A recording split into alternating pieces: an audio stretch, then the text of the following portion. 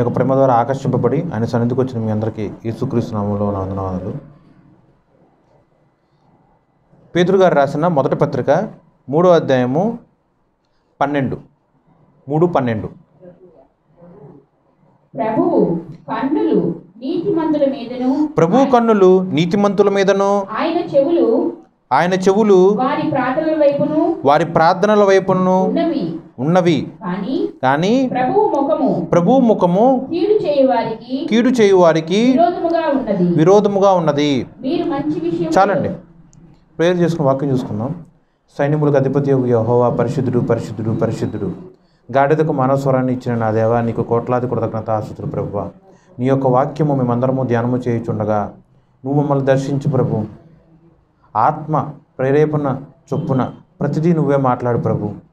నీ యొక్క వాక్కు విన్న ప్రతి ఒక్క హృదయాన్ని నువ్వు దర్శించు ప్రభువా. జీవము కలిగిన దేవుడి యొక్క వాక్యము వారి హృదయంలో భద్రం అగునట్లు వినగలిగిన చెవులు గ్రహించే ఆత్మ ప్రతి ఒక్కరికి నువ్వే అనుగ్రహించమని యేసుక్రీస్తు నామమున ప్రార్థన చేయుచున్నాను తండ్రి, ఆమెన్. పేతురు గారు రాసిన మొదటి పత్రిక 3వ అధ్యాయము 12వ వచనంలో చూడండి. ప్రభువు కన్నులు నీతిమంతుల మీదను ప్రభువు చెవులు వారి ప్రార్థనల వైపును ఉన్నవి. దేవుని యొక్క కన్నులు, దేవుని యొక్క చెవులు ఎవరి వైపు ఉన్నాయి? నీతిమంతుల మీద ఉన్నది.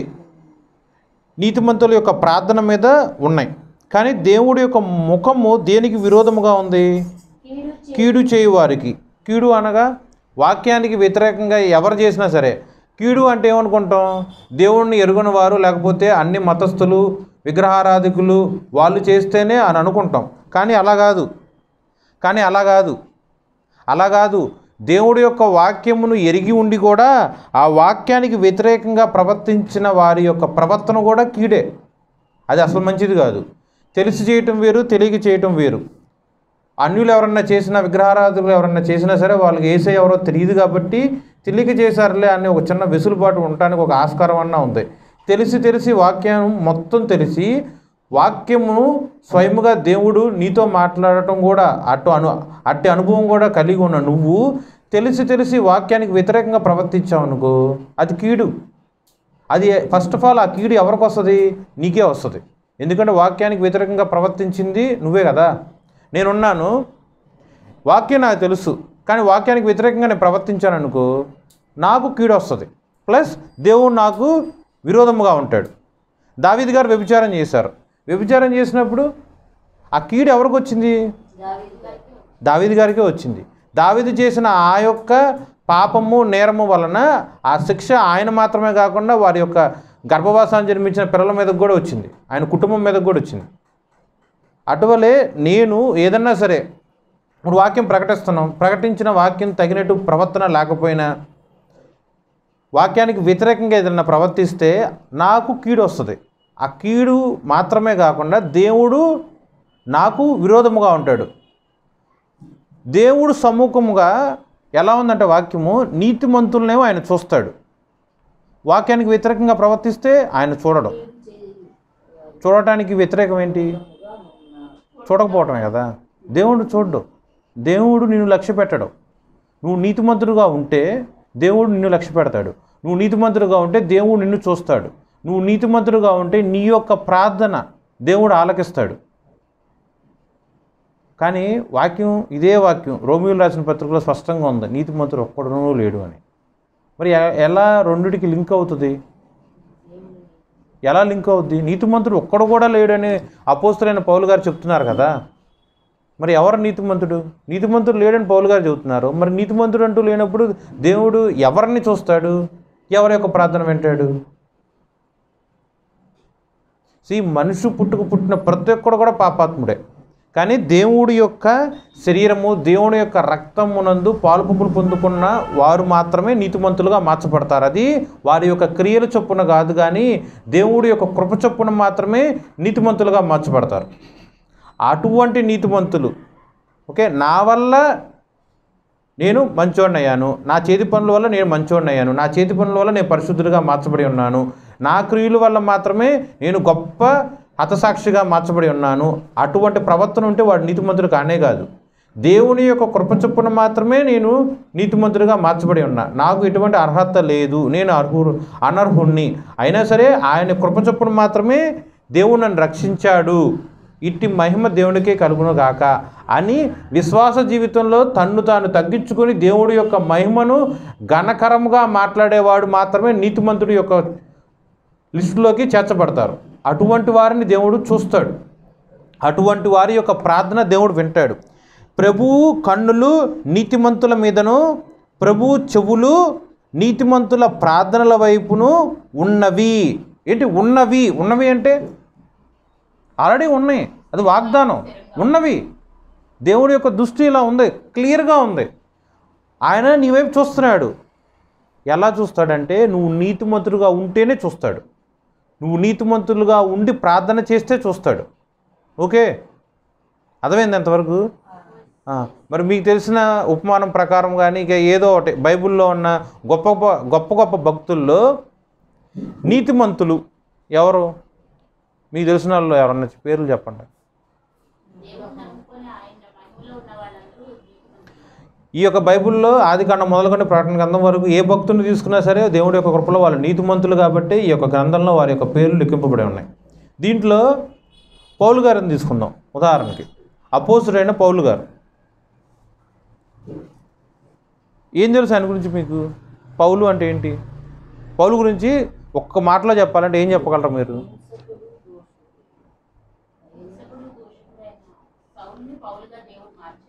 ఇంకా ఈ యొక్క వాక్యం ఏంటి? నీతిమంతుల్ని దేవుడి యొక్క కనులు చూస్తూ ఉంటాయి. అలాగే నీతిమంతుల యొక్క ప్రార్థనలు దేవుడు వింటూ ఉంటాడు. ఓకే ఓకే ఈ యొక్క నీతిమంతుల్లోనికి పౌలు గారిని ఒకసారి పెట్టుకొని దేవుడు ఎలా అయితే పౌలు గారిని చూశారో, దేవుడు ఎలా అయితే పౌలు గారి యొక్క ప్రార్థన విన్నాడు అనేది ఈ వాక్యానికి ఇంటర్లింక్ చేసి మాట్లాడుకుందాం. మూలవాక్యం ఏంటి? ప్రభు యొక్క కన్నులు నీతిమంతులు చూడును. ప్రభు యొక్క కన్నులు అపోస్తులైన పౌలు గారిని చూసెను.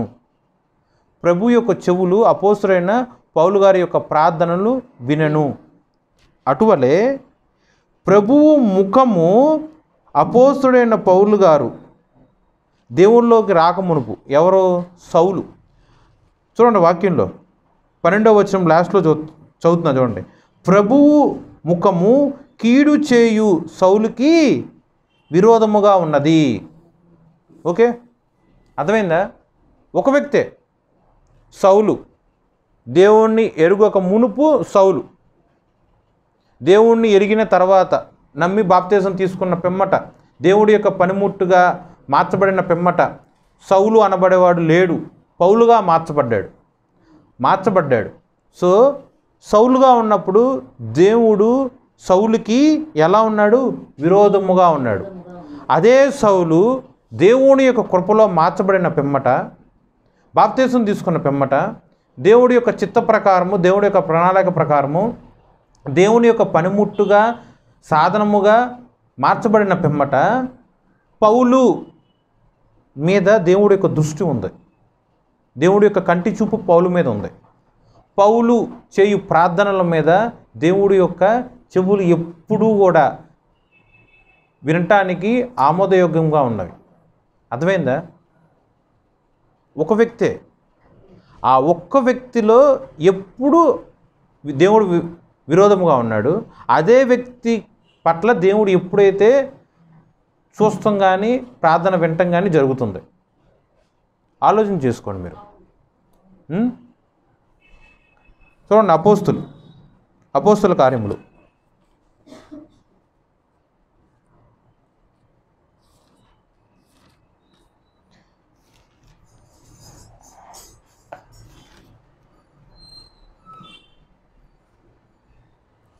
అపోస్తుల కార్యము 7వ అధ్యాయము. అపోస్తులుగా ఉన్న లూకా, డాక్టర్ లూకా గారు రచించిన అపోస్తుల కార్యము 7వ అధ్యాయము 58వ వచనంలో, అలాగే 60వ వచనం. పట్టణపు వెలుపలికి స్టెఫెన్ను వెళ్ళగొట్టి రాళ్ళు రువ్వి చంపిరి.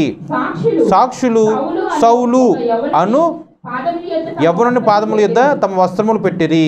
ప్రభువును గూర్చి మొరపెట్టుచు, యేసు ప్రభువా, నా ఆత్మను చేర్చుకోనమని స్టెఫెను పలుకుచుండగా వారు అతనిని రాళ్లతో కొట్టిరి. అతడు మోకాళ్ళుని, ప్రభువా, వారి మీద ఈ పాపం మోపకమని గొప్ప శబ్దముతో పలికెను. ఈ మాట పలికి నిద్రించెను. సౌలు అతని చావునకు సమ్మతించెను. చూడండి, దేవుడు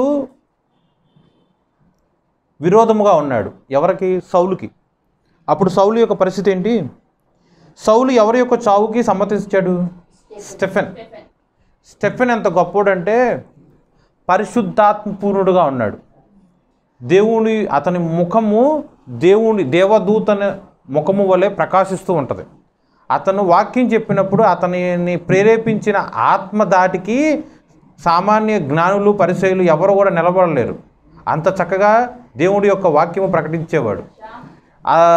అపోస్తులు దేవుడి యొక్క సువార్త పని చేస్తూ ఉన్నప్పుడు ఒక ఏడుగురిని ఎన్నుకొని ఆ ఏడుగురిని అభిషేకించి దేవుడి యొక్క పనిని అప్పగిస్తాడు. ఆ ఏడుగురిలో మొట్టమొదటి వాడు మాత్రం ఈ యొక్క స్టెఫెను. ఆ యొక్క స్టెఫెను చాలా ఆత్మలో చాలా గొప్పవాడు అనమాట. ఇదంతా కూడా అపోస్తుల కార్యం 6వ అధ్యాయంలో ఉంటుంది. కానీ ఇప్పుడు ప్రజెంట్ మాత్రం పౌలు గురించి మాట్లాడుతున్నాం. ఈ యొక్క పౌలు స్టెఫెన్ యొక్క చావు హతసాక్షిగా, చూడండి, హతసాక్షి అన్న పదం వాడేటప్పుడు కూడా ఈ యొక్క కొత్త నిబంధన గ్రంథంలో హతసాక్షి అయిన వారు ఎంతమంది ఉన్నారు మీకు తెలుసా? యాక్చువల్గా అపోస్తులుగా ఉన్న 12 మందిలో కూడా యోహాను గారు తప్ప మిగతా 11 మంది కూడా హతసాక్షులు అయ్యారు. అవన్నీ కూడా బైబిల్లో ఎక్కడ కూడా క్లియర్గా రాసలేదు. కానీ ఇలా హతసాక్షులు అయినట్టు మాత్రం ఆ యొక్క ఓడు రాసి ఉంటుంది. ఒక్క స్టెఫెన్ యొక్క చావు మాత్రమే డీటెయిల్గా రాసి ఉంటుంది. ఎంతోమంది హతసాక్షులు బైబిల్లో వారి యొక్క జీవితం గురించి రాసిన జస్ట్ దేవుని నిమిత్తం హతసాక్షులు అయ్యారు అని ఒకే ఒక లైన్ ఉంటుంది. కానీ స్టెఫెన్ యొక్క చావు మాత్రం క్లియర్గా ఆయన ఎలా దేవునిలోనికి వచ్చాడు, ఏ పని చేస్తున్నప్పుడు ప్రజలందరూ లేకపోతే ఈ యొక్క పరిచయులు అవ్వచ్చు, జ్ఞానులు అవ్వచ్చు, ఎలా అయితే స్టెఫెన్ని వ్యతిరేకించారు, ప్లస్ ఆయన్ని ఎలా చంపారు, రాళ్ళు రువ్వటం కానీ, లాక్కెళ్ళటం, ఈడ్చికెళ్ళటం, కొట్టడం, రక్తం కారేంత వరకు చేయటం, ఇవన్నీ కూడా ఈ మొత్తం రాసుంటుంది 6వ అధ్యాయంలో, 7వ అధ్యాయంలో. మరి ముఖ్యంగా ఆయన యొక్క మరణమేమో 7వ అధ్యాయంలో స్పష్టంగా రాసుంటుంది. ఇలా రాసున్నప్పుడు అంత గొప్ప హతసాక్షి అయిన ఈ యొక్క స్టెఫెన్ యొక్క చావుకి ఎవరు సమ్మతించారు?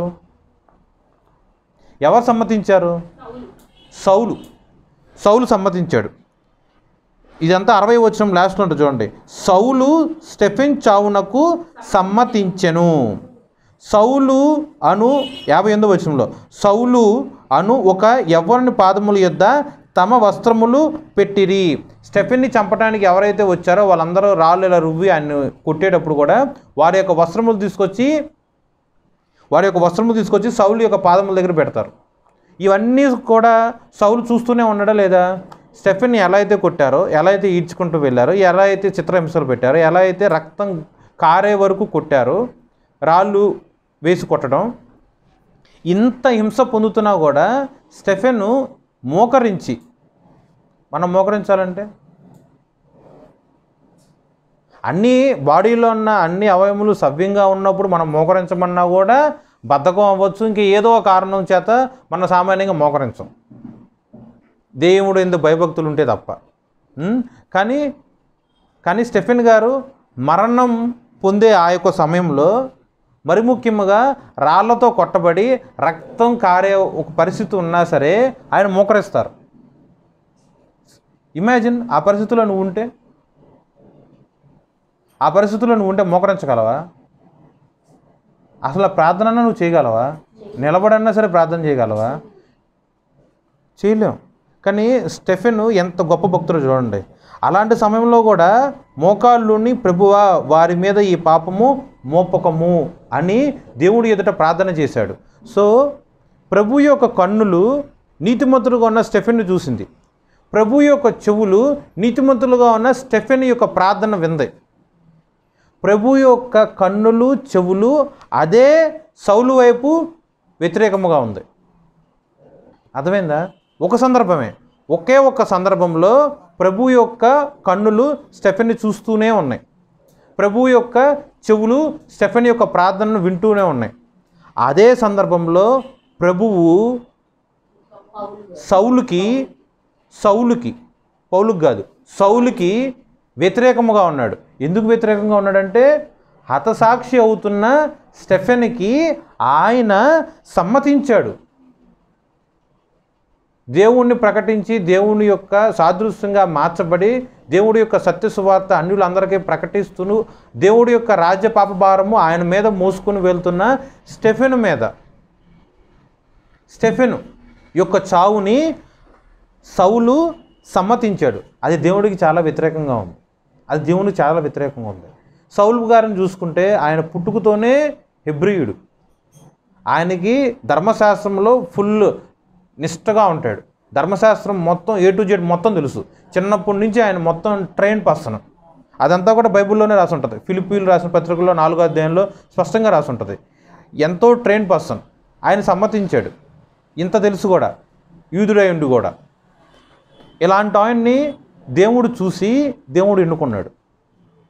ఎవరైతే చూడండి, ఈ యొక్క 58వ వచనంలో సాక్షులు అన్న పదం రాసి దాని పక్కన సౌలు అని రాశారు. సాక్షులు అంటే ఎంతోమంది ఉంటారుగా. ఎందుకంటే అది 4 గోడల మధ్య స్టెఫెన్ని చంపట్ల, 4 గోడల మధ్య రాళ్ళు వేయలా, వీధుల్లో నడి రోడ్డు మీద జన సమూహం ఉన్నప్పుడు రాళ్ళు వేసి కొట్టారు. ఇవంతా కూడా 8వ వచనంలో 8వ అధ్యాయంలో రాసి ఉంది కదా. కానీ ఒక్కడే ఒక పేరు ఎందుకు రాసి ఉంది?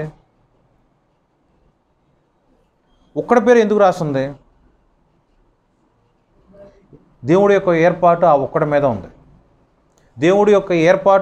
మీద ఉంది. ఆ ఒక్కడి మరణము జనరల్గా కూడా మరణం అంటే వాడి జీవితం అంతమైపోయినట్టు. కానీ ఇదే వాక్యం చూసుకున్నట్లయితే స్టెఫెన్ యొక్క మరణము సౌలు యొక్క జీవితంలో ఆత్మీయత కల్పితం అవ్వటానికి ఆరంభం. ఒకటి మరణము ఇంకోటి జీవితంలో భక్తి రావడానికి ఆరంభం. అదంతా కూడా 8వ వచనం స్టార్టింగ్లో ఉంటుంది చూడండి. ఆ కాలమందు యెరూషలేములోని సంఘమునకు గొప్ప హింస కలిగినందున అపోస్తులు తప్ప అందరూ యూదయ సమరయ దేశముల యందు చెదిరిపోయిరి. హతసాక్షి జరుగుతుంది. ప్లస్ దేవుడి యొక్క బిడ్డల మీద దేవుడి యొక్క వాక్యం ప్రకటించే భక్తుల వైపు ఎంతో హింస జరుగుతుంది. ఆ హింసని తట్టుకోలేకపోతున్నారు, ఆ హింసని తాళలేకపోతున్నారు. ఒక అపోస్తులుగా ఉన్న దేవుడి యొక్క శిష్యులు తప్ప మిగతా వాళ్ళందరూ చల్లాచెదురైపోయారు. సో అది గొప్ప రెవల్యూషనరీ భక్తికి స్టార్టింగ్ పాయింట్ స్టెఫెన్ యొక్క మరణం. ఆ యొక్క స్టార్టింగ్లో దేవుడు సౌలును చూశారు. ఎవరైతే దేవుడి యొక్క భక్తుడి యొక్క మరణాన్ని సమ్మతించారో ఆ యొక్క వ్యక్తిని దేవుడు ఏర్పాటు చేసుకొని దేవుడి యొక్క సాక్ష్యం హతసాక్షిగా మళ్ళీ అదే వ్యక్తిని దేవుడు మార్చుకున్నాడు. దేవుడి యొక్క ప్రణాళిక మనం అర్థం చేసుకుంటాం మన వల్ల కాదు. ఈ సందర్భంలో నువ్వు ఉన్నావు అనుకోండి, ఒక హతసాక్షి జరుగుతుంది, ఒకరిని కొడుతున్నారు, అక్కడ నువ్వు కల్లారా చూసావు, దాన్ని నువ్వు సమ్మతిస్తున్నావు. రాళ్ళతో కొట్టు యేసయ్యని ప్రకటిస్తారా? యేసయ్యని మెస్సయ్య అని అంటాడా? యేసయ్య ఎవరు? యూదా ప్రకారము అసలు యేసుక్రీస్తు ప్రభు సర్వసాధారణ మనిషే, ఆయన మెస్సయ్య కాదు ధర్మశాస్త్ర ప్రకారం అన్నట్టు కొట్టు అని సమ్మతిస్తూ ఉన్నారు. అలాంటి వాడిని దేవుడు ఎన్నుకుంటాడంటే ఆ టైంలో నువ్వు నమ్మగలవా? దేవుడి యొక్క ప్రణాళిక అంత ఆశ్చర్యంగా ఉంటుంది. పశుప్రాయులుగా ఉన్న మనుషులు దేవుడి యొక్క చిత్తాన్ని గ్రహించలేరు. దేవుడి యొక్క ప్రణాళిక అంత గొప్పది దేవుడి యొక్క ప్రణాళిక. దేవుడు యొక్క ప్రణాళిక చెప్పున దేవుడు ఆ యొక్క సౌలుని ఏర్పాటు చేసుకున్నందుకు క్లియర్గా చెప్తారు. ఎలా అయితే స్టెఫెన్ని హతసాక్షిగా చంపబడ్డారో అది మొదలుకొని సౌలు ఏం చేస్తాడంటే ఈ యొక్క అధిపతుల దగ్గరికి వెళ్ళి నాకు కూడా ఇలా చంపటానికి దేవుడిని ఎవరైతే ప్రకటిస్తున్నారో వాళ్ళందరినీ హింసించడానికి చెరసాలు పాలు చేయడానికి నాకు కూడా అధికారం ఇవ్వడానికి ఒక లెటర్స్ లాగా ఇవ్వు, నేను ఇది తీసుకొని పలానా ప్రాంతానికి వెళ్తా. ఆ ప్రాంతంలో ఎవరైతే దేవుణ్ణి ప్రకటిస్తున్నారో వాళ్ళందరినీ పట్టుకొని బంధించి చిత్రహింసలు పెట్టి తిరిగి యెరూషలేముకు తీసుకొస్తాం, వాళ్ళందరినీ హింసిద్దాం. ఇలా ప్రజలందరినీ హింసిస్తుంటే వాళ్ళందరూ భయపడి ఇంకెవరూ కూడా యేసయ్య యొక్క సువార్తను ప్రకటించకుండా ఉంటారు. ఇలాంటి నిర్ణయం తీసుకొని ఆ యొక్క స్టెఫెన్ యొక్క చావుని ఇలా ప్రేరేపణగా తీసుకొని అడుగు ముందుకు వేస్తూ ఉంటాడు. ఎలా? దేవుడికి వ్యతిరేకంగా. కానీ దేవుడు చూస్తూ ఉంటాడా? దేవుడు ఎంత చక్కగా మాట్లాడతాడు చూడండి. తొమ్మిదో అధ్యాయం అపోస్తులైన పౌలు. సౌలు ఇంకను ప్రభు యొక్క శిష్యులను బెదిరించుటయు హత్య చేయుటయు తనకు ప్రాణాధారమైనట్టు ప్రధాన యాజకుని యొద్దకు వెళ్ళి ఈ మార్గమందున్న పురుషులనైనను స్త్రీలనైనను కనుగొని ఎడల వారిని బంధించి యెరూషలేమునకు తీసుకుని వచ్చుటకు దమస్కులోని సమాజములో వారికి పత్రికలు ఇమ్మని అడిగాను. నాకు కొన్ని ఇలా ఆర్డర్స్ లాగా ఇవ్వు, లెటర్స్ ఇవ్వు. ఓకే, రాజాజ్ఞలాగా ఈ యొక్క అధిపతుల ద్వారా ఒక ఆజ్ఞలాగా ఇవ్వు. ఈ ఆజ్ఞని నేను తీసుకొని వెళ్ళి దమస్కు సమాజంలోకి అలాగే చుట్టుపక్కల ఉన్న ప్రాంతాల్లోకి వెళ్ళి ఎవరైతే దేవుడి యొక్క సువార్త పని చేస్తున్నారో వాళ్ళు పురుషులు అవ్వచ్చు, స్త్రీలు అవ్వచ్చు, వాళ్ళందరినీ కూడా పట్టి బంధించి చెరసాల పాలు చేయటం మాత్రమే కాకుండా యెరూషలేమునికి వాళ్ళందరినీ తీసుకొస్తా అని అంటాడు. సరే అని చెప్పి లెటర్స్ ఇస్తారు. బయలుదేరి వెళ్తాడు. ఆ మార్గం ముందు ఏం జరిగిందో మీ అందరికీ తెలుసుగా. మధ్యాహ్న కాల సమయంలో దేవుడి యొక్క గొప్ప వెలుగు ఆకాశం నుండి భూమి మీదకి దిగి రావటం, సౌలు గారి మీద పడటం, ఇదంతా మీకు తెలుసు కదా. ఓకే, సౌలు గారి మీద పడుతుంది. అప్పుడు ఏం జరుగుతుందో చూడండి. 3వ వచనం. అతడు ప్రయాణము చేయుచు దమస్కు దగ్గరకు వచ్చినప్పుడు అకస్మాత్తుగా ఆకాశం నుండి ఒక వెలుగు అతని చుట్టూ ప్రకాశించెను. అప్పుడు అతడు నేల మీద పడి, సౌలా సౌలా, నీవేళ నన్ను హింసించుచున్నావని తనతో ఒక స్వరము పలుకుట వినెను. ఇది అండర్లైన్ చేసుకోండి. ఎందుకు అండర్లైన్ చేసుకోవాలంటే, నీవేళ నన్ను హింసించుచున్నావు అని ఒక స్వరము పలుకుట సౌలు వినెను. విన్న వెంటనే ఆయన ఏం చేస్తాడు? ప్రభువా, నీవు ఎవడవని అడుగగా ఆయన, నేను నీవు హింసించుచున్న యేసును. అది కూడా అండర్లైన్ చేసుకోండి. నేను నీవు హింసించుచున్న యేసును. ప్రాక్టికల్గా ఇది సాధ్యమేనా? ఆలోచన చేయి. ఈ సందర్భంలో ఇది జరుగుతున్నప్పుడు, ఈ యొక్క సంఘటన జరుగుతున్నప్పుడు యేసయ్య భూమి మీద లేరు. ఉన్నారా? చనిపోయారు, తిరిగి లేచారు, ఆరోహుడై కూడా వెళ్ళిపోయారు. యేసయ్య లేరుగా. యేసయ్య లేనప్పుడు సౌలు ఎలా యేసయ్యని హింసించినట్టు ఆలోచన చేయి. యేసయ్య అక్కడ లేడుగా. యేసయ్య లేనప్పుడు సౌలు వెళ్ళి యేసయ్యని ఎలా హింసించినట్టు? ఇది ఎవడో మామూలు వ్యక్తి మాట్లాడినట్లయితే మనం తోసిపుచ్చేయచ్చు. ఎందుకంటే చనిపోయినాడు ఆయన వెళ్ళి, ఇతను వెళ్ళి, బతుకున్నాడు వెళ్ళి చనిపోయినాడు ఎలా హింసిస్తాడండి? ప్రాక్టికల్గా సాధ్యమేనా? మీరు ఆలోచించండి. చనిపోయిన వాడిని ఎవరన్నా సరే వెళ్ళి హింసిస్తారా? మరి ఇది వాక్యంలో ఏం రాసింది?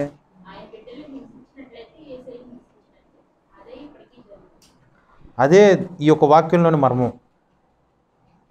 యేసయ్య శారీరకంగా ఇక్కడ లేడు, కానీ యేసు యొక్క శరీరము, యేసు యొక్క రక్తము పానము చేసిన ఆయన భక్తుల పట్ల ఎవరైతే హింస ప్రకటిస్తూ చేస్తూ ఉంటారో వాళ్ళందరూ కూడా భక్తులను చేసినట్టు కాదు అర్థం, స్వయాన యేసయ్యను చేసినట్టు. అర్థమైందా? ఇక్కడ యేసు శారీరకంగా లేరు, కానీ యేసు క్రీస్తు ప్రభు వారు ఇచ్చే సాక్ష్యం చూడండి. నేను నీవు హింసించుచున్న యేసును. సౌలా, నేను నువ్వు హింసించుచున్న యేసును. ఓకే, ఈ సంఘటన జరిగినప్పటికీ యేసుక్రీస్తు ప్రభు వారు చనిపోయి మృత్యువును జయించి తిరిగి లేచి పరమునకు వెళ్ళిపోయిన తర్వాత సుమారు 40 నుంచి 50 సంవత్సరాలు గడిచిపోయి ఉంటాయి. కానీ వాక్యం ఎంత స్పష్టంగా ఉందో చూడండి. సో నీతిమంతుల మీద ఎటువంటి హింస వచ్చిందనుకో, దేవుడి యొక్క భక్తుల మీద ఎటువంటి హింస వచ్చిందనుకో, ఆ హింస అవ్వచ్చు, ఆ కష్టం అవ్వచ్చు, ఆ బాధ అవ్వచ్చు, ఆ నింద అవ్వచ్చు, లేనిపోని కుయుక్తులతో కూడిన మాటలు అవ్వచ్చు, అబద్ధపు సాక్షులు అవ్వచ్చు, క్యారెక్టర్ని అంటే మన యొక్క ప్రవర్తనని తప్పుబట్టినట్టు మాట్లాడచ్చు. ఇవన్నీ కూడా ఆ యొక్క వ్యక్తిని అన్నట్టు కాదు, స్వయాన యేసుక్రీస్తు ప్రభువుని అన్నట్టు. ఎలా అయితే యేసయ్య డైరెక్ట్గా సౌలు దగ్గరికి ప్రత్యక్షమైపోయి నువ్వు నన్ను హింసించుచున్నావు అని మాట్లాడతాడో, అలాగే నువ్వు కూడా అలాగే ప్రార్థన చేసినట్లయితే నువ్వు ఎవరి ద్వారా అయితే హింసించబడుతున్నావో, నువ్వు ఎవరి ద్వారా అయితే దూషింపబడుతున్నావో, నువ్వు ఎవరి ద్వారా అయితే దేవుడి యొక్క వాక్యానికి సమ్మతించి ప్రవర్తించినట్లుగా ఉండి దాని ద్వారా నువ్వు వచ్చిన ఘనహీనత అవ్వచ్చు, బాధ అవ్వచ్చు, కష్టం అవ్వచ్చు, ఇవన్నీ నువ్వు అనుభవించుతున్నావో స్వయాన దేవుడు వాళ్ళ దగ్గరికి వెళ్ళి మాట్లాడతాడు. ఇక్కడ ఎక్కడా కూడా సౌలు ప్రార్థన చేయలేదుగా, ఎక్కడా కూడా యేసుక్రీస్తుని నమ్మలేదుగా. అయినా కూడా సౌలు దగ్గరికి యేసుక్రీస్తు ప్రభు వారు వచ్చి ఎంత గొప్ప ప్రత్యక్షత కనపరిచారు. ఆకాశం నుండి గొప్ప వెలుగు ఆ యొక్క ప్రదేశంలో వచ్చినప్పుడు ఆ యొక్క ప్రదేశంలో ఉన్న సౌలు ప్లస్ సౌలుతో పాటు ఉన్న మిగతా శిష్యులు అందరూ కూడా గొప్ప వెలుగుని చూస్తారు. కానీ ఎవ్వడూ కూడా దేవుడి యొక్క స్వరాన్ని వినలేరు, ఒక్క సౌలు తప్ప. మిగతా శిష్యులు ఎవరి యొక్క కన్నులు కూడా మూసుకుపోలా, ఒక్క సౌలు తప్ప. ఎందుకు అంత స్పెషల్ ఆ సౌలు అంటే? అలాగే మిగతా శిష్యులు ఎవరో కూడా సౌలు హింసించినట్టుగా దేవుడి యొక్క బిడ్డలను హింసించాల, బంధించినట్టు మిగతా వాళ్ళు ఎవరో చేయలే. అవునా కదా? దీనికి ఒకే ఒక కారణం ఎందుకు మిగతా శిష్యులకి లేనిది, అదే మిగతా సైనికులకు లేనిది ఒక సౌలుకు మాత్రమే ఈ యొక్క ఫెసిలిటీ ఇచ్చాడు దేవుడు అంటే ఒకే ఒక కారణం. 15వ వచనంలో రాసి ఉంటుంది. 9వ అధ్యాయము 15వ వచనంలో, ఒక నిమిషం, నా నామమును భరించుటకు ఇతడు నేను ఏర్పరచుకొనిన సాధనమై ఉన్నాడు. అదే మర్మం, అదే కారణం. ఓకే, అదే కారణం. ఒక సౌలుని పౌలుగా మార్చబడటానికి స్టెఫెనీ యొక్క చావుతో హతసాక్షి ఎక్కడైతే ఆరంభమైందో అతను స్టెఫెనీ యొక్క మరణాన్ని ఆమోదించి సమ్మతించిన సాక్షులుగా ఉన్న సౌలుని దేవుడు ఏర్పాటు చేసుకోవటం ప్లస్ దేవుడి యొక్క సాధనముగా దేవుడు ఎన్నుకున్నాడు. కాబట్టే చూడండి, ఎవరి మరణాన్ని అయితే సౌలు సమ్మతించాడో అటువంటి మరణమే చివరికి పౌలుగా మార్చబడిన తర్వాత పొందుకున్నాడు. అంత మాత్రమే కాకుండా అపోస్తుల అందరిలో కల్లా కూడా అత్యధికముగా హింసించబడినవాడు, దూషించబడినవాడు, అత్యధికముగా దేవుడి యొక్క సత్య సువార్త ప్రకటించటంలో ప్రయాసపడినవాడు, కష్టపడినవాడు, అందరికన్నా ఎక్కువగా ఈ యొక్క బైబిల్లో కొత్త నిబంధన గ్రంథంలో ఎక్కువ పుస్తకాలు లేకపోతే పత్రికలు రాసింది పౌలు.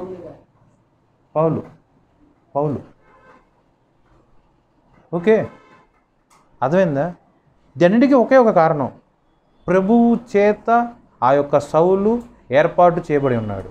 ప్రభువు చేత ఆ యొక్క సౌలు దేవుడి యొక్క సాధనముగా ఎన్నికలో ఉన్నవాడు, దేవుడి యొక్క ఎన్నికలో ఉన్నాడు. ప్రజలందరి దృష్టిలో అతను ఎలా ఉంటాడు? హింసకుడు, దూషకుడు, హానికరుడు. కానీ దేవుని యొక్క దృష్టిలో నా సాధనం.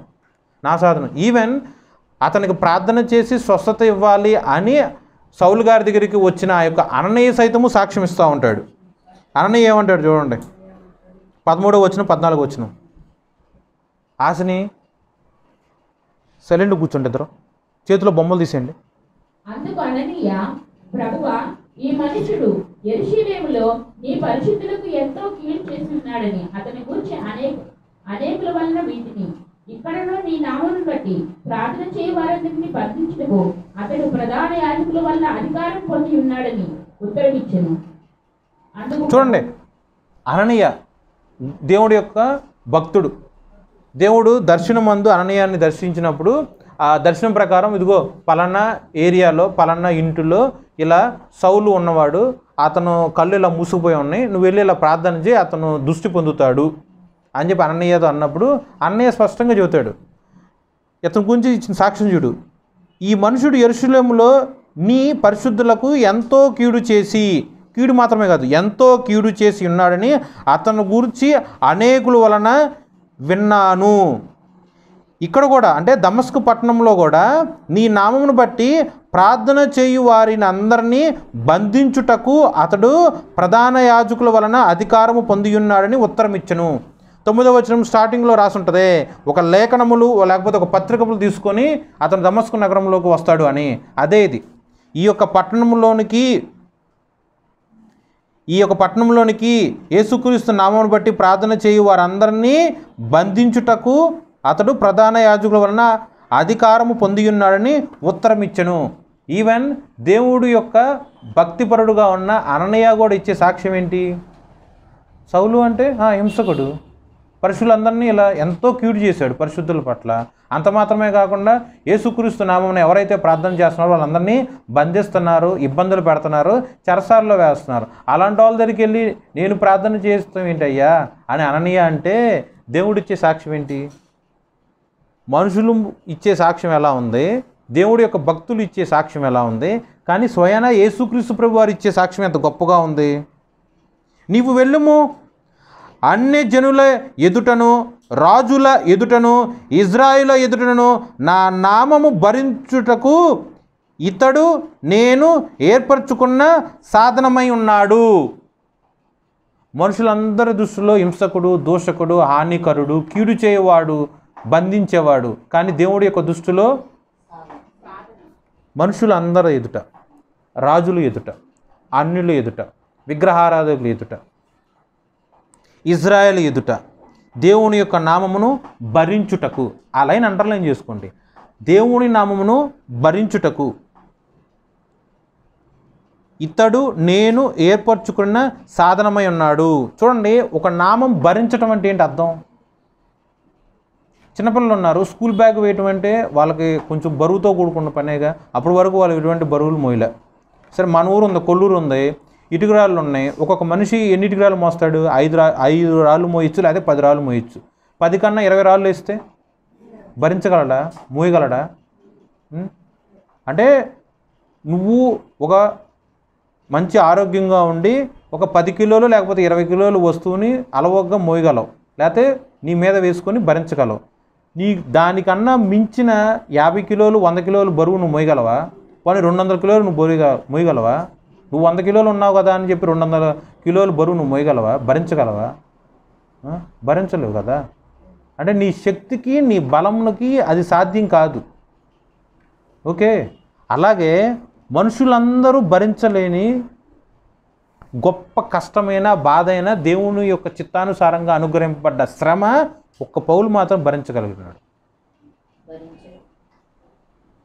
బైబిల్ మొత్తంలో కూడా ఒక్క పౌలు గారు దేవుణ్ణి నామమును ప్రకటించడంలో భరించిన కష్టం అవ్వచ్చు, శ్రమ అవ్వచ్చు, శోధన అవ్వచ్చు, ఇది మిగతా ఏ ఒక్క భక్తుడు కూడా భరించాలి అంతగా. గొప్ప గొప్ప భక్తులు ఉన్నారు, ఇక యోహాను గారు అవ్వచ్చు, పేతురు గారు అవ్వచ్చు. నేను ఏ ఒక్క భక్తుడిని తక్కువ చేసి మాట్లాడతల్లా. నా యొక్క ఉద్దేశం ఏంటంటే అందరి భక్తుల కన్నా కూడా అత్యధికముగా దేవుడి యొక్క నామమును భరించినవాడు మాత్రం పౌలు. ఓకేనా? మిగతా వాళ్ళు తక్కువ అని నేను చెప్పట్లా, కానీ వాక్యం ఏం చెప్తుందంటే ఆయన ఎలా అయితే సౌలుగా ఉన్నప్పుడు ఎలా అయితే దేవుడి యొక్క బిడ్డలను, పరిశుద్ధులందరినీ కీడు చేసి హింసించి ఇబ్బంది పెట్టాడో, ఆ యొక్క సౌలు దేవుడి యొక్క ఎన్నిక చొప్పున, ఏర్పాటు చొప్పున, సాధనము చొప్పున మార్చబడి పౌలు యొక్క స్థితిలోకి వచ్చాడో అప్పటి నుండి దేవుడి యొక్క నామమును ఎంత గొప్పగా భరించాడంటే మిగతా ఏ భక్తుడు కూడా అంతగా చేయలే. ఇది కూడా వాక్యంలోనే ఉంటుంది, చూడండి.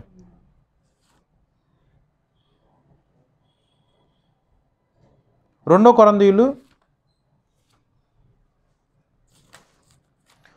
కొరంథీయులు 11వ అధ్యాయము 23 నుంచి 28.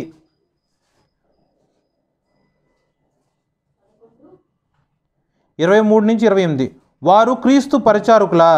వెర్రివాని వలె మాట్లాడుచున్నాను. నేనును మరి ఎక్కువగా క్రీస్తు పరిచారకుడును, మరి విశేషముగా ప్రయాసపడితిని, మరి అనేక పర్యాయములు చెరసాలలో ఉంటిని, అపరిమితముగా దెబ్బలు తింటిని, అనేక మారులు ప్రాణాపాయములో ఉంటిని, యూదుల చేత 5 మార్లు ఒకటి తక్కువ 40 దెబ్బలు తింటిని, కొట్టబడి తిని, ఒకసారి రాళ్లతో కొట్టబడి తిని, 3 మారు ఓడ పగిలి శ్రమపడి తిని, ఒక రాత్రింబగళ్ళు సముద్రములో గడిపి తిని, అనేక ప్రయాణములోను, నదుల వలనైను, ఆపదలైనను, దొంగల వలనైను, ఆపదలోను, పట్టణములో ఆపదల్లోను, అరణ్యములో ఆపదల్లోను, సముద్రములో ఆపదల్లోను, కపట సహోదరుల వలని ఆపదల్లోనూ ఉంటుంది.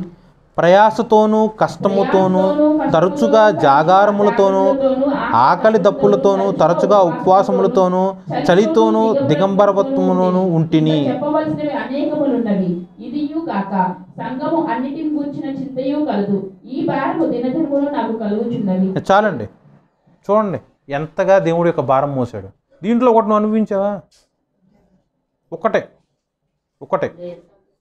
చూడండి. ఈయన ఈ ఒక 24, 25, 26లో ఆపద అన్న ఒక పదము చాలాసార్లు రాస్తుంది. కానీ ఆ ఒక ఆపద ఎలా చూడండి, భూమి మీద ఆపదలు, అడవుల్లో ఆపదలు, నదుల్లో ఆపదలు, సముద్రంలో ఆపదలు, సొంత ప్రజల ద్వారా ఆపదలు, సంఘస్థుల ద్వారా ఆపదలు, కుట్లమైన బుద్ధుల ద్వారా ఆపదలు, దొంగల ద్వారా ఆపదలు, ఆకలి ద్వారా ఆపది, దాహం, బట్టలు లేకపోవటం, జాగారం అంటే నిద్ర లేకపోవటం, ఎన్ని రకాలుగా అనుభవించాడు. దీంట్లో నువ్వేం పొందావు? పోనీ నీ గురించి కాకపోతే నా గురించి అన్నా తీసుకుందాం. నేనేం అనుభవించా? ఏం లేదు. ఒకడు కూడా మనం ఏం చేయి జాలం. కానీ పేరుకి మాత్రం నా అంత భక్తిపరుడు లేడు అని చెప్పి డ్రమ్ము కొట్టుకొని మాట్లాడుతూ ఉంటాం. ఇది తగునా? దేవుడు యొక్క నామము భరించటంలో అపోస్తలుడు అయిన పౌలు గారి యొక్క సాధన చూడండి. 23 నుంచి 28 వరకు, 2 కొరింథీయులు 11వ అధ్యాయంలో 23 నుంచి 28 వరకు. ఇది అంతా కూడా నీ యొక్క బుక్లో అవ్వచ్చు, లేకపోతే ఒకసారి మంచి పేపర్లో రాసుకొని అద్దంలో పెట్టుకో. దీంట్లో నువ్వేం అనుభవించావు చూసుకో ఒకసారి. రోజు తలదూకుంటాం, జడలు ఏదో సంథింగ్ చేసుకుంటారు అద్దం ముందు కూర్చొని. అప్పుడు చూసుకోండి, అది చూసుకోండి ఎప్పుడైనా. ఏదైనా సరే నా యొక్క భక్తి ఇంత గొప్పది అని దేవుడి ఎదుట, దేవుడి యొక్క సముఖంలో నువ్వు చేసే ప్రార్థన అలా ఎప్పుడైనా చేసినట్లయితే పౌలు గారిని ఒకసారి జ్ఞాపకం చేసుకో. దీంట్లో ఏదైనా సరే నువ్వు అనుభవించావా? ఒక్కటైనా నువ్వు అనుభవించావా? చూడండి ఇంకా ఎంత చక్కగా రాసి ఉంటుందంటే వాక్యంలో అపోస్తలుడైన పౌలు గారి గురించి.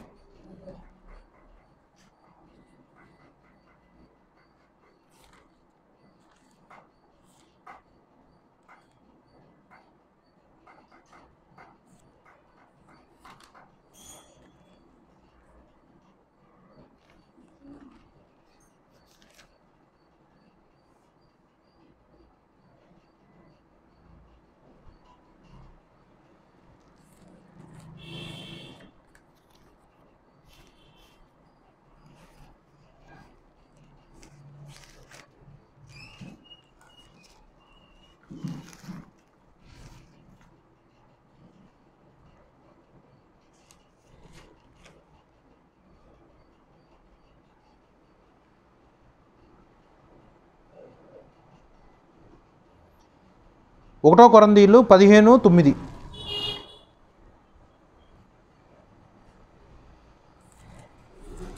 ఏలయనగా నేను అపోస్తలులందరిలో తక్కువ వాడను, దేవుని సంఘమును హింసించినందున అపోస్తలు అనబడుటకు యోగ్యుడను కాను. అయినను నేనేమైనా ఉన్నానో అది దేవుని కృప వలనే. చాలండి, చాలు. చూడండి ఎంత చక్కగా తన గురించి రాసుకున్నారు. చూడండి దేవుడేమన్నాడు, నా నామమును భరించటం కోసం నేను పౌలుని ఇలా ఏర్పాటు చేసుకున్న నా యొక్క సాధనమై ఉన్నాడు అన్నారు. ఆయనలో ఉన్న గొప్ప తగ్గింపు స్వభావం ఎలా ఉందో చూడండి. 1 కొరింథీయులు 15:9లో నేను అపోస్తలులందరిలో తక్కువ వాడను, దేవుని సంఘమును హింసించినందున అపోస్తలు అనబడుటకు యోగ్యుడను కాను. ఆయన అపోస్తలుల్లో చేర్చబడిన తర్వాత కూడా, దేవుడి యొక్క పని చేస్తున్నా కూడా, 2 కొరింథీయులు 11వ అధ్యాయంలో 23 నుంచి 28 వరకు ఇన్ని శ్రమలు, ఇన్ని కష్టాలు అనుభవించినా కూడా, అపోస్తలు యొక్క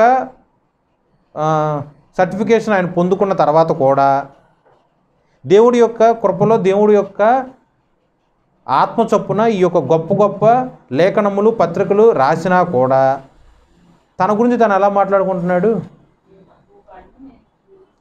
దేవుని సంఘమును హింసించినందున అపోస్తులు అనబడుటకు యోగ్యుడను కాను. చూడండి, సౌలుగా ఉన్నప్పుడు హింసించాడు.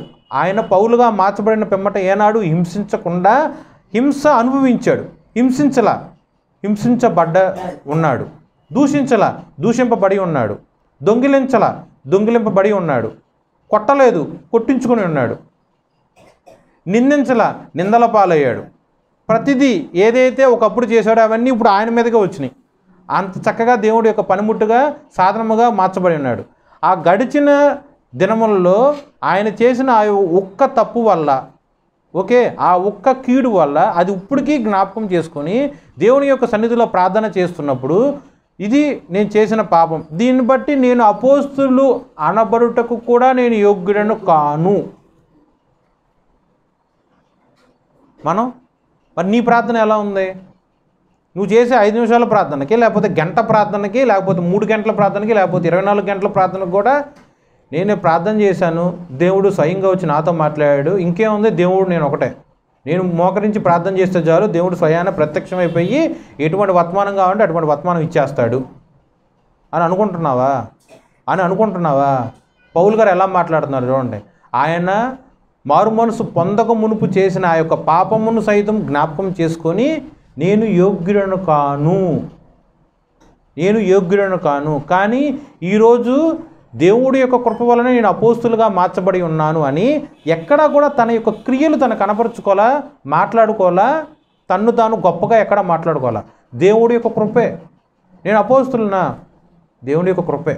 నేను దేవుడి నామం భరించి ఉన్నానా? కృపే. నేను ఓర్చుకుని ఉన్నానా? దేవుడి యొక్క కృపే. అది నేను ఏమై ఉన్నాను అదంతా కూడా దేవుడి యొక్క కృప. నేను అపోస్తులందరిలో తక్కువ వాడను. మరి పేతురు గారు ఉన్నారు, క్రీస్తు యొక్క బండ మీద సంఘము కట్టడానికి దేవుడి చేత ఏర్పాటు చేయబడ్డ మొదటివాడు. ఓకే, మరి ఆయన ఎన్ని పుస్తకాలు రాశారు ఈ యొక్క కొత్త నిబంధన గ్రంథంలో? యోహాన్ గారు ఎన్ని పత్రికలు కానీ పుస్తకాలు రాశారు? యాకోబు గారు. ఈ యొక్క 12 మందిలో ఈ ముగ్గురు మెయిన్ అనమాట, మిగతా వాళ్ళందరూ సెకండరీ. ఓకే, ఈ ముగ్గురు ఎన్ని రాశారు? మరి ఒక్క అపోస్తులుగా ఉన్న పౌలు గారు మాత్రమే ఎన్ని పుస్తకాలు రాశారు? ఎన్ని పత్రికలు రాశారు? ఎన్ని శ్రమలో నిర్మించారు? దేవుడి యొక్క సాధనం. మరి నువ్వు కూడా దేవుడి యొక్క సాధనమా కాదా? మరి నువ్వు కూడా దేవుడి యొక్క శరీరమా కాదా? నువ్వు కూడా దేవుడి యొక్క ఆత్మలో పాల్పొంపులు పొందుకున్నావా లేదా? మరి దేవుడి యొక్క సాధనంగా ఉన్న నువ్వు ఏ విషయంలో, ఏ సందర్భంలో, ఏ సంఘటనలో ఎంత గొప్పగా దేవుడి యొక్క నామమును భరించావు? దేవుడి యొక్క ప్రార్థనలో నువ్వు ఎంతవరకు భరించావు? దేవుడి యొక్క ఆత్మ గురించి నువ్వు ఎంతవరకు భరించావు? దైవచిత్తానుసారమైన దుఃఖం కోసం నువ్వు ఎంతవరకు భరించావు? దేవుడి యొక్క పని కోసం నువ్వు ఏం భరించావు? ఇప్పుడు పౌలు గారు ఇలా చేశారు, ఇంత చేసి కూడా ఇది కృప. మరి నువ్వు దేవుడు ఏర్పాటు చేసుకున్నబడ్డావు నువ్వు అంటే అందరు తలొప్పుతున్నారుగా, అంటే ఏర్పాటు చేయబడినారని మీరు ఒప్పుకుంటున్నారు కదా. మరి దేవుడి చేత ఏర్పాటు చేయబడ్డ నువ్వు ఎంతవరకు, లేకపోతే ఎన్నిసార్లు, ఎంత మట్టుకు నువ్వు దేవుడి యొక్క నామమును భరించావు? ఒకసారి ఆలోచించుకో, వివేచన కలిగి ఆలోచించుకో. దేవుడి యొక్క సన్నిధిలో సాక్ష్యంలాగా చెప్పుకో. నాకేం చెప్పను అసలు, దేవుడికే చెప్పాలి. నేనైనా సరే, నువ్వైనా సరే. ఆలోచించుకో. చూడండి, ఒక వాక్యం చూడండి, దేవుడి యొక్క మహిమ ఎంత గొప్పగా ఉంటుందంటే 1 కొరింథీయులు 10.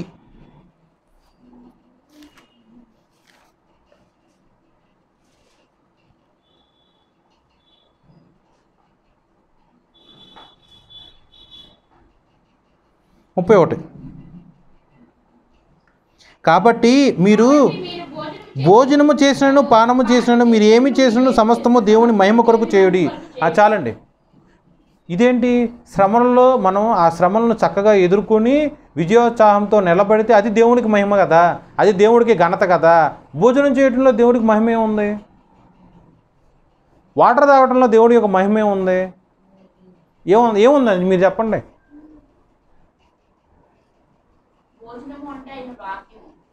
ఇంకా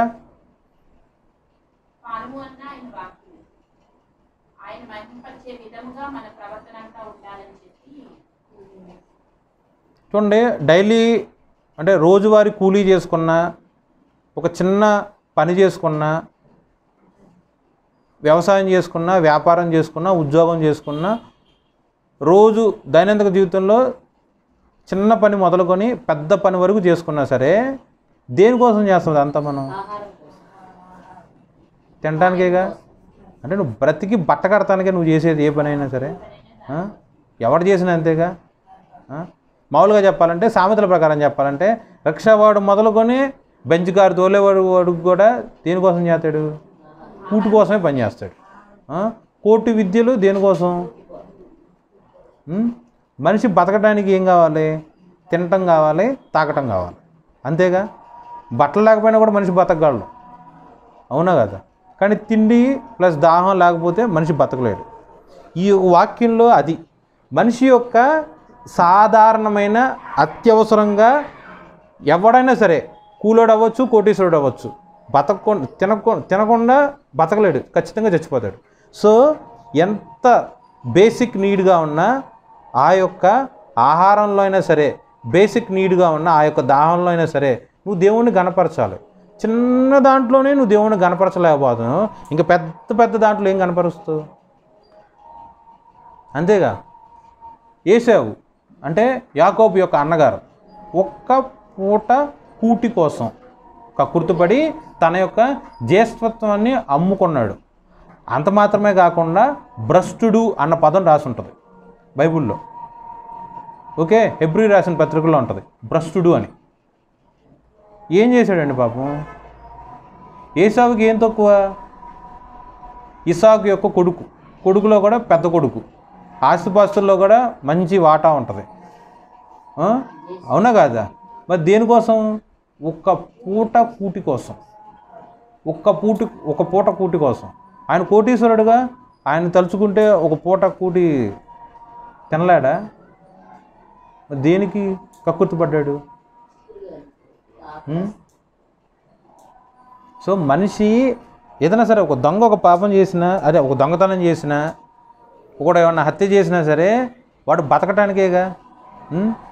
పౌలు గారి మీద దారి దోపిడీ చేశారు. వాళ్ళందరూ ఏం దోచుకున్నారు? ఆయన దగ్గర ఉన్న డబ్బులు అవ్వచ్చు, ఫుడ్ అవ్వచ్చు, బట్టలు అవ్వచ్చు, అవన్నీ తీసుకుని వాళ్ళు ఏమైనా మేడలు కడతారా? ముందు వాళ్ళు వాళ్ళు పోషించుకుంటారు. ఓకే, ప్రపంచంలో ఎన్ని రకాల పనులు ఉన్నా సరే అన్ని పనులు చివరికి దేనికి దారి తీస్తుంది? వాడు పోషించుకుంటానికి దారి తీస్తుంది. అట్లాగే సర్వసాధారణంగా మనిషి యొక్క జీవితంలో రోజు అనుభవించే ఆ యొక్క సామాన్యమైన, సాధారణమైన, నిత్యావసరమైన ఆ యొక్క పని, తినటం, తాగటం, ఆ యొక్క పనిలోనే నువ్వు దేవుణ్ణి మహిమపరచకుండా నీ ఇష్టానుసారంగా ప్రవర్తిస్తుంటే పెద్ద పెద్ద గొప్ప గొప్ప శ్రమల్లో నువ్వు ఎలా నిలబడి దేవుని నామాన్ని భరిస్తావు? ఆలోచించి. నువ్వు ఏసావులాగా ఉంటావా? పౌలు గారులాగా ఉంటావా? భ్రష్టుడుగా ఉన్న ఏసావులాగా ఉంటావా? హతసాక్షిగా ఉన్న అపోస్తుడైన పౌలు గారిలాగా ఉంటావా? ఆలోచన చేసుకో. చిన్నదే భోజనం పానం, నువ్వు తిన్న ఆ యొక్క ఫుడ్ కూడా దేవుడికి మహిమ కొరకు చేయుడి.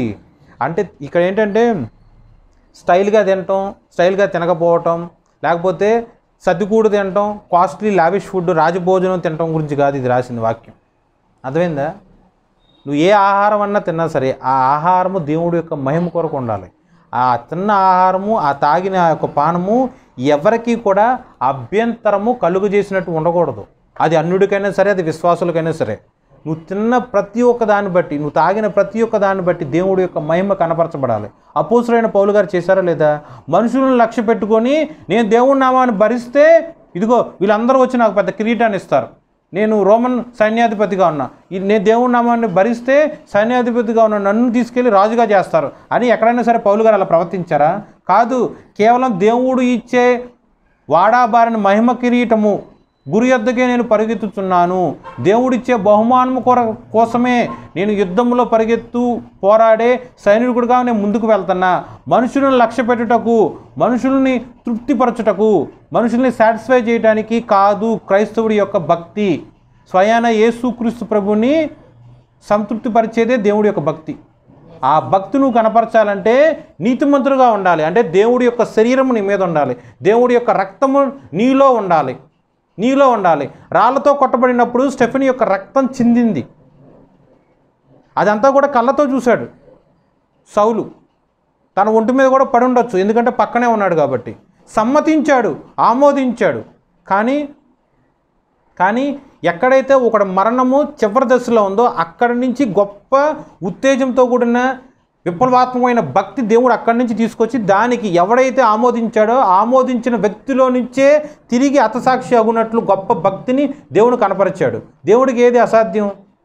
దేవుడికి ఏది అసాధ్యం? అక్కడ ఉన్న గుంపుల్లో 100 మంది అవ్వచ్చు, కోట్ల మంది అవ్వచ్చు, లక్షల మంది అవ్వచ్చు. వాళ్ళందరూ కలగన్నారా ఈనాడు ఉన్న ఈ సౌలు రేపటి రోజు పౌలుగా మార్చబడతాడని? ఈవెన్ సౌలు మాత్రం అనుకున్నాడా ఈనాడు నేను ఆమోదించాను ఒక మరణాన్ని, రేపటి రోజు అదే మరణం కోసం నేను ప్రకటిస్తాను దేవుడి యొక్క సత్య సువార్త అని? సౌలైనా సరే అనుకున్నాడా? దేవుడి యొక్క చిత్తాన్ని ప్రణాళికని ఏ మనిషి కూడా గెస్ చేయలేరు, ప్లాన్ చేయలేరు, అర్థం చేసుకోలేరు. మనిషి యొక్క బుద్ధి పశు బుద్ధి కన్నా హీనం, కృతజ్ఞత లేని మనిషి బుద్ధి. ఎప్పుడైతే దేవుడి యొక్క ఆత్మ చొప్పున నువ్వు బుద్ధి పొందుకుంటావో, జ్ఞానం పొందుకుంటావో, అప్పుడు దేవుడి యొక్క ఉద్దేశములు, తలంపులు నీకు దేవుడి యొక్క కృప ద్వారా నీకు తెలియబడతాయి. అప్పటి వరకు కూడా కనిపెట్టుకుని బతుకు, ప్రార్థనతో బతుకు. నువ్వేం చేసినా సరే, నీ దైనందిక జీవితంలో ఏది చేసినా సరే చాలా చిన్న విషయమే. ఏంటి? తినటం తాగటం చిన్న విషయమా? పస్తునుంటే తెలుస్తుంది తినటం తాగటం అంటే ఎంత గొప్పదో. ఎప్పుడన్నా రాత్రిపూట తనాలు వెళ్తే ఫుట్పాత్ మీద ఎంతోమంది ప్రజలు ఆకలికి తట్టుకొని బక్కచిక్కిపోయి బతుకుతూ ఉంటారు. ఎందుకు మరి? ఈనాడు నువ్వు తిన్నావు, వాళ్ళు తినలేదంటే దానికి కారణం దేవుడి యొక్క కృపే.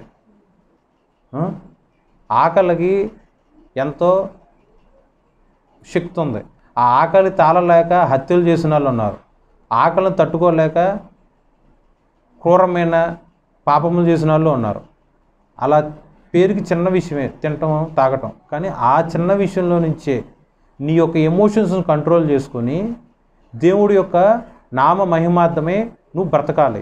ఏశావు ఆకలిని తట్టుకోలేక జ్యేష్ఠత్వాన్ని అమ్ముకొని భ్రష్టత్వంలోకి ఉన్నాడు. ఎప్పుడైతే తను చేసిన తప్పుని తెలుసుకున్నాడో అప్పటి నుంచి కూడా ఎన్నోసార్లు ప్రార్థన చేశాడు. విన్నావా? ఎన్నోసార్లు ప్రార్థన చేశాడు. చూడండి హెబ్రీ రాసిన పత్రిక, హెబ్రీ చూడండి.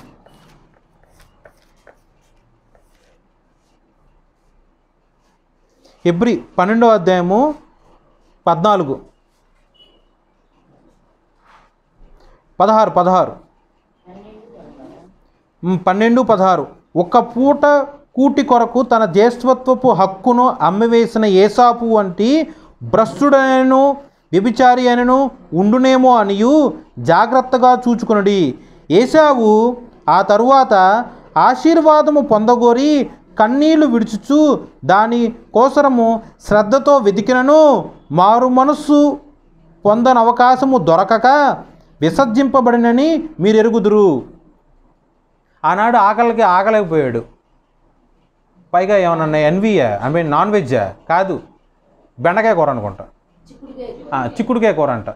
చిక్కుడుకాయ కోసం ఆకలి ఆపుకోలేక జ్యేష్ఠత్వాన్ని అమ్ముకున్నాడు.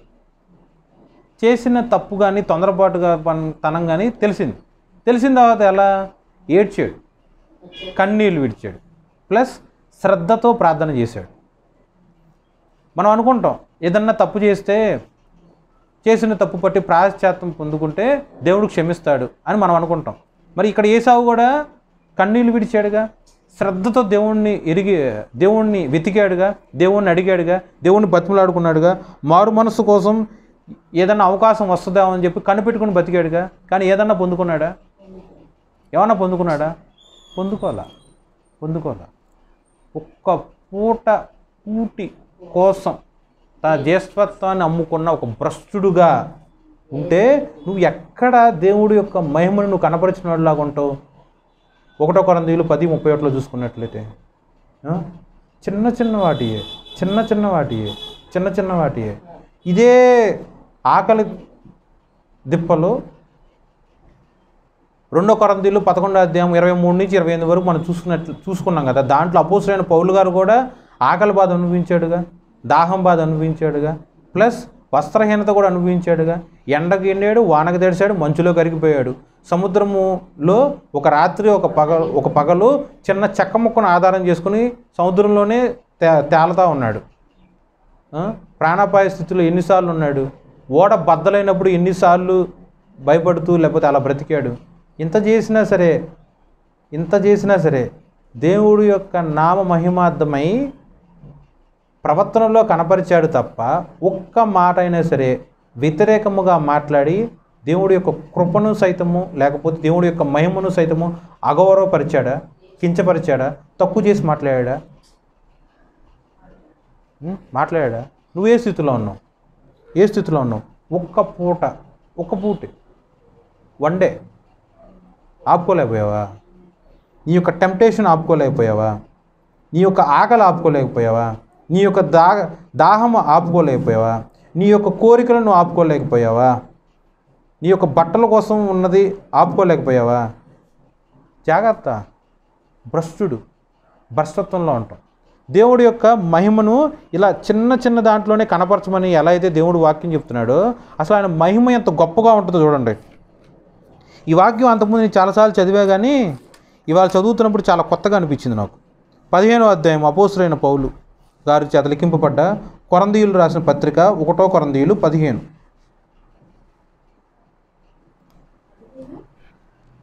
దేవుడి యొక్క మహిమ గురించి ఇది ఒక వాక్యం 15:38 నుంచి.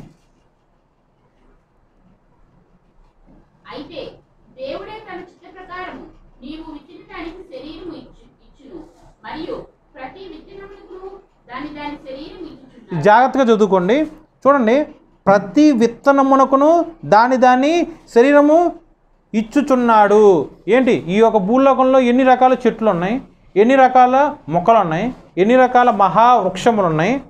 ప్రతిదాని ఒక్కొక్క జాతి అంటే వేప చెట్టు తీసుకున్నాం అనుకో, వేప చెట్టు ఇక్కడైనా సరే ఎక్కడైనా సరే ఒకే రకంగా ఉంటుంది.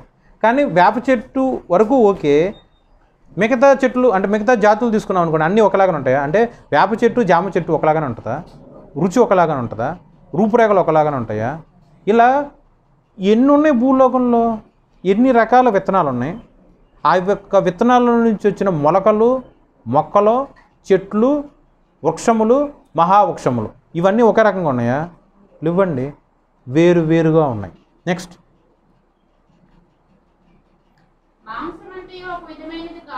మాంసమంతయు ఒక విధమైనది కాదు. మనుషుల మాంసము వేరు, మృగముల మాంసము వేరు, పక్షి మాంసము వేరు, చేప మాంసము వేరు. ఇది ఆలోచన చేయండి. దేవుడి యొక్క సృష్టిలో దేవుడు ఎంత చక్కగా సృష్టించాడు చూడండి. మాంసములు వేరు, మనిషి మాంసం వేరు, జంతువుల మాంసములు వేరు, పక్షుల మాంసం వేరు, సముద్రములో ఉన్న చేపలు అవ్వచ్చు, సముద్ర జీవుల యొక్క మాంసం వేరు, భూలోకంలో నివసించే ఆ యొక్క జంతువులు వేరు, మరి అడవి జంతువుల మాంసం వేరు, శాకాహారం జంతువులు వేరు. అవునా కదా? కానీ అన్నింటిలో కామన్ పాయింట్ ఏంటి? మాంసం, శరీరం. దేవుడి యొక్క సృష్టి ఎంత గొప్పది, ఎంత బాగా సృష్టించాడు ఆయన. నెక్స్ట్,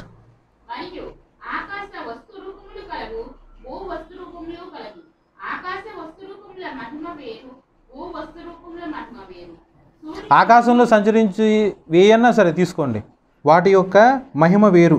భూలోకంలో ఉన్న ఏ ఒక్క వస్తు రూపంలోనైనా సరే వాటి యొక్క మహిమ వేరు.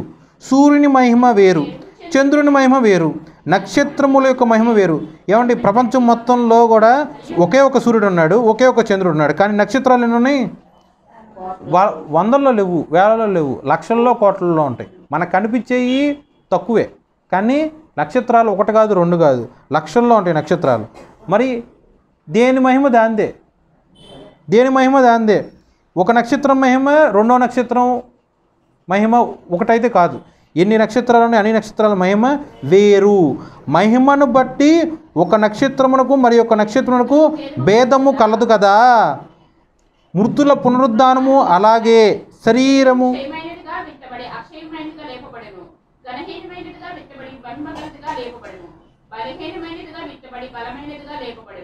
ప్రకృతి సంబంధమైన శరీరంగా విత్తబడి ఆత్మ సంబంధ శరీరముగా లేపబడను. ప్రకృతి సంబంధమైన శరీరం ఉన్నది గనుక ఆత్మ సంబంధమైన శరీరము కూడా ఉన్నది. చాలండి. చూడండి, ప్రపంచం మొత్తంలో కూడా ఎన్ని రకాలు ఉన్నాయి. ఇప్పుడు దేవుడి యొక్క మహిమకను ఇప్పుడు మాట్లాడుకున్న దానికి మహిమకు ఏమైనా సంబంధం ఉందా? ఏం లేదు. సృష్టిలో ఉన్న వాటికే ఇంత దానికి అన్నట్టు దేవుడు ఒక మహిమ పెడితే మరి దేవుడి యొక్క మహిమ ఎంత గొప్పది. ఇవన్నీ దేవుడు సృష్టించాడుగా, పైగా నోటి వాక్కుతోనే సృష్టించాడుగా. మాంసాలు ఎన్ని రకాలు ఉన్నాయి, ఎవరు దాందే. చెట్లు ఎన్ని రకాలు ఉన్నాయి, మొక్కలు ఎన్ని రకాలు ఉన్నాయి, దాందే. ఆకాశ జీవులు ఎన్ని ఉన్నాయి, దాందే. భూమిలో ఉన్న ఎన్ని, దాందే. సూర్యుడి మహిమ వేరు, చంద్రుడి మహిమ వేరు, నక్షత్రం యొక్క మహిమ వేరు. ఒక నక్షత్రం యొక్క మహిమను ప్లస్ రెండో నక్షత్రం యొక్క మహిమను కంపేర్ చేసుకొని ఇది పలానా, ఇది పలానా. ప్లానెట్స్ యొక్క మహిమను చూసుకుని ఇది పలానా, ఇది భూమి, ఇది జూపిటర్, ఇది వీనస్, ఇది ప్లూటో, అలా దానికి దేవుడు వేరు చేశాడు. ఒక సృష్టిలో ఉన్న ఇలా మహిమల్లో డిఫరెన్షియేట్ ఉన్నట్లయితే మరి దేవుడి యొక్క మహిమ ఇంకా ఎంత గొప్పగా ఉంటుంది. దేవుడి యొక్క మహిమ ఎంత గొప్పగా ఉంటుంది. ఆలోచన చెయ్యి. ఎప్పుడు ఆలోచన చేసుకున్నారా? దేవుడి యొక్క సృష్టిని చూసి నువ్వు ఎంతన్నా ఆలోచించావా? నీ చెయ్యి ఎంత ఉంది, నా చెయ్యి ఎంత ఉంది. అదే దేవుడి యొక్క చెయ్యి తీసుకొని ఆకాశాన్ని దుప్పట్లాగా మడత పెట్టగలడు. అంటే ఆ చెయ్యి అంత పెద్దది అర్థమా? ఆయన చెయ్యి అంత పెద్దదని కాదు, ఆయన మహిమ అంత గొప్పది. ఆయన సింహాసనము ఆకాశం అంటే ఆయన శరీరం భారీ కాయమని అర్థమా? కాదు, ఆయన మహిమ అంత గొప్పది. భూమి ఆయన పాదపీఠం అంటే భూమి అంతగా ఉంటుంది ఆయన కాలు కాదు. ఆయన మహిమ అంత గొప్పది. నీకైతే ఒకరోజు కన్నా కూడా 1000 సంవత్సరాలు గొప్పదని నువ్వు అనుకుంటావు. కానీ దేవుడు ఏమనుకుంటాడు? నా సన్నిధిలో నువ్వు ఒక్కరోజు ఉంటే చాలు 1000 జన్మల కన్నా గొప్పది అనుకుంటాడు. మరి నువ్వు దేవుడి యొక్క సన్నిధిలో ఎన్ని రోజులు ఎన్ని గంటలు గడుపుతున్నావు? ఆలోచన చేసుకో. దేవుడి యొక్క మహిమ ఎంత గొప్పదో. దేవుడి యొక్క మహిమ ఇన్ని రకాలుగా సృష్టి యావత్తులో ఉన్న ప్రతి ఒక్క వస్తువు గురించి, దేవుడి సృష్టిలో ఉన్న ప్రతి ఒక్క ఆర్టికల్ లేకపోతే పర్టికులర్గా ప్రతి ఒక్క జీవి గురించి, వాటి యొక్క మహిమ గురించి ఎంత చక్కగా వివరించాడో, మరి దేవుడు తనకున్న మహిమ ఎంత గొప్పది నువ్వు ఎప్పుడన్నా ఆలోచన చేసావా? అటు దేవుడి యొక్క మహిమను కనపరచడానికి, వ్యక్తపరచడానికి, ప్రచురము చేయటానికి నువ్వు ఎంతవరకు దేవుడి యొక్క భారాన్ని నువ్వు మోస్తున్నావు? దేవుడి యొక్క నామ మహిమార్థమై ఏం చేసావు నువ్వు? ఏసావులాగా ఉన్నావా? పౌలు గారిలాగా ఉన్నావా? ఎలా ఉన్నావు నువ్వు? దేవుడి యొక్క వాక్యం స్పష్టంగా చెప్తుంది, నీతిమంతుల వైపు ఆయన కన్నులు తేరి చూచును, నీతిమంతుల ప్రార్థన వైపు ఆయన చెవులు లక్ష్యపెట్టి ఉండును. అదే దేవుడి యొక్క వాక్యాన్ని వ్యతిరేకంగా కీడు చేయువాడి ప్రవర్తన పట్ల దేవుడు ఎప్పుడు కూడా వ్యతిరేకముగా ఉంటాడు, విరోధి అయి ఉంటాడు. నువ్వు ఏ స్థితిలో ఉన్నావు? నీతిమంతుడుగా ఉన్నావా? కీడు చేయవాడిలాగా ఉన్నావా? ఆలోచన చేసుకో. నువ్వేం చేసినది దేవుడికి మహిమ కలుగునట్లు, నువ్వు తిన్నా, నువ్వు పానం చేసినా, నువ్వు నిద్రించినా, పని చేసుకుంటూ ఉన్నా, కూర్చున్నా, నిలబడ్డా, నడిచినా, ఏ పని చేసినా, అన్ని పనులలో, అన్ని క్రియలలో దేవుడి యొక్క నా మహిమార్థము కనపరచబడినట్లు నీ యొక్క ప్రవర్తన అంతటి మీద ఆయన్నే అధికారిగా ఎంచుకొని దేవుడికి నీ యొక్క జీవితాన్ని అర్పించి విశ్వాస జీవితంలో అడుగు ముందుకు వెయ్యి. చిన్న వాక్యం దేవుడు మన హృదయాల్లో భద్రపరిచి ఫలింపజేయునుగాక. ఆమెన్.